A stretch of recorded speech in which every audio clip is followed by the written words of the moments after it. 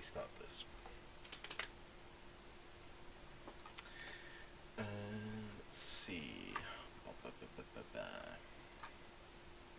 TF2. If you're unaware, you can play TF2 in a variety of ways. Today we'll talk about PYBROs, as they're a great help to an engineer who desperately needs help. Oh, you don't know what a PYBRO is? Well, let me show you.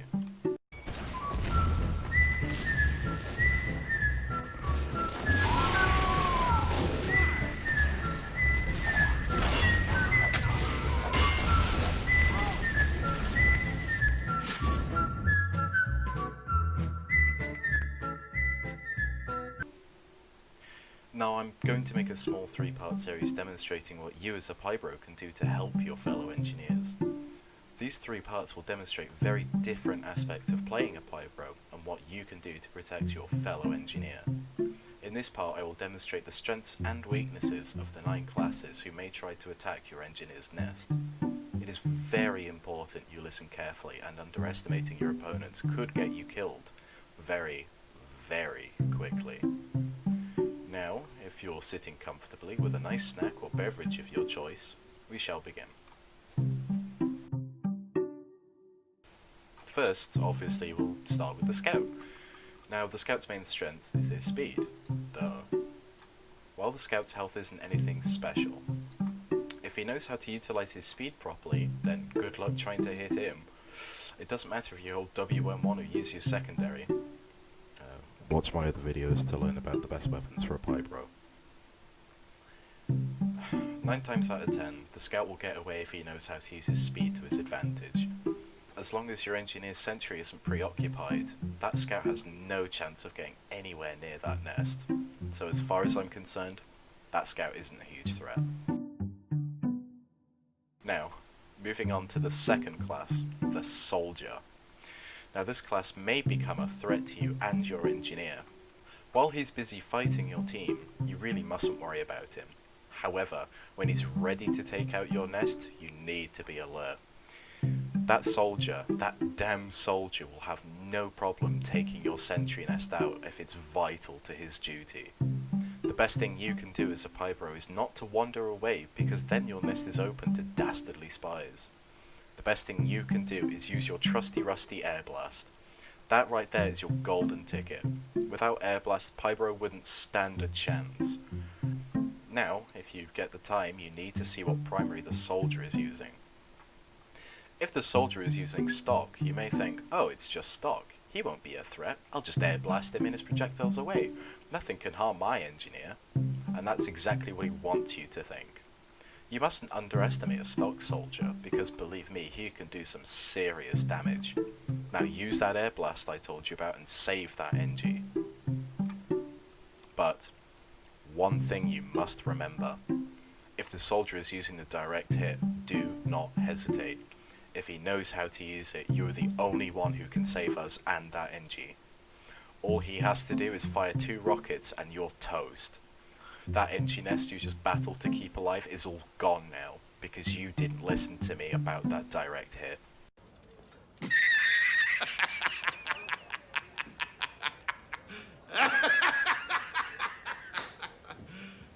You serious? Okay, in all seriousness, you must watch out for direct hit soldiers. If they know how to use it, it'll be bad news bears for you.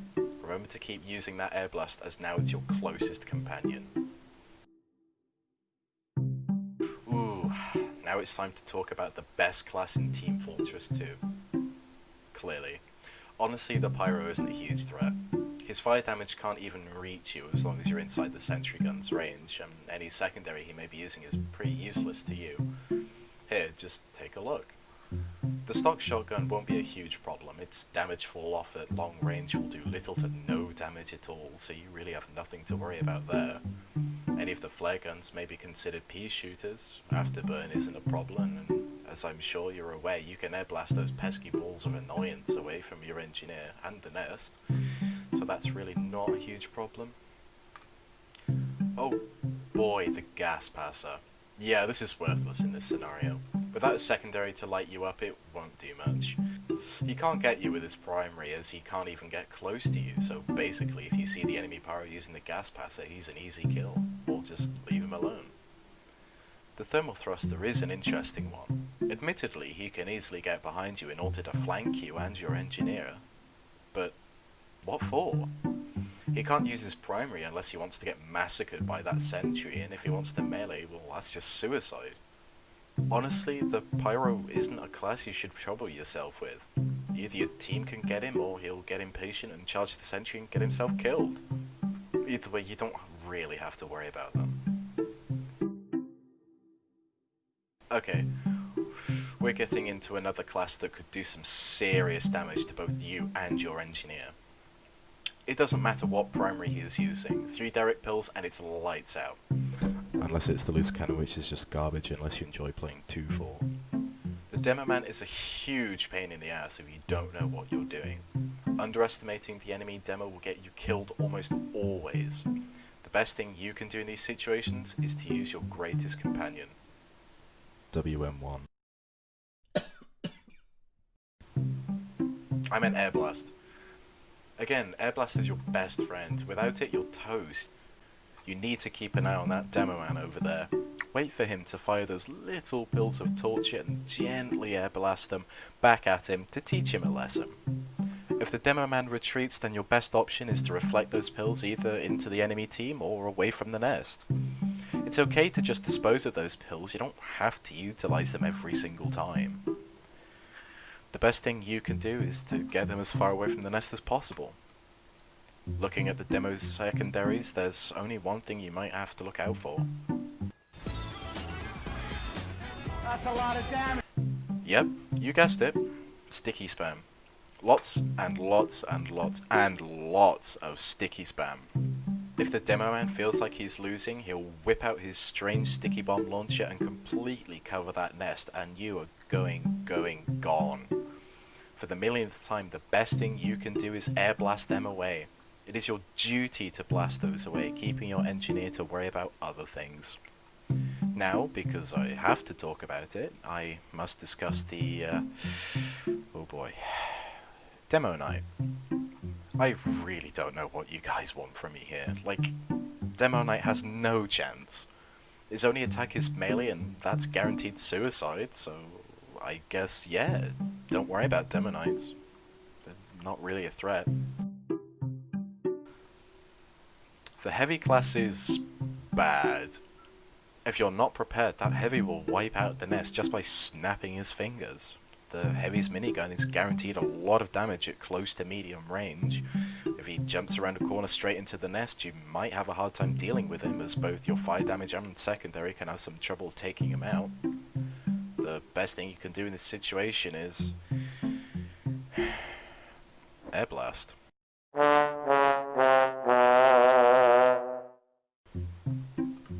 Look, Air Blast is great for getting that heavy out of your face and away from the NG. Getting that heavy out of the picture leaves you and your teammates to deal with him, meaning basically that heavy is going to have a really bad time. If you spot a heavy with a medigun jammed up his ass, then watch out, because if he's got Uber, there's only one thing that will save the day. Air Blast. Just Air Blast him away.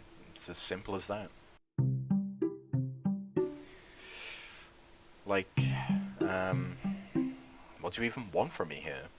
You probably won't even see the enemy NG because he's all the way across the map, supporting his team. Unless he plays Battle Engineer, but he's dead anyway.